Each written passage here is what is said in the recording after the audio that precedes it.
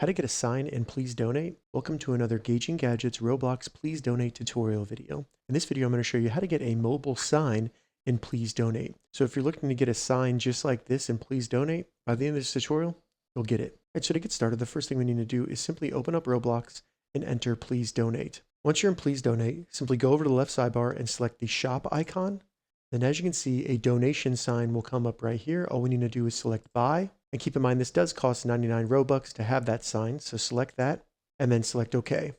Once we purchased our sign, all we need to do is select it at the bottom right here. And then our sign will come up with all of our game passes or shirts that we have created within Roblox. So now all we need to do to add text to our sign is go down and select edit sign and then type in the text that we want on our sign and then select apply.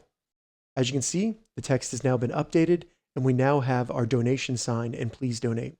And if you ever want to put your sign down so that you no longer have it, simply select the sign at the bottom of the screen and then it will go away. All right, so that's how you get a donation sign and please donate. If you have any questions about this, leave a comment below. I'll get back to you as soon as I can. If you'd like to see more Roblox Please Donate tips and tutorials, check the links in the description.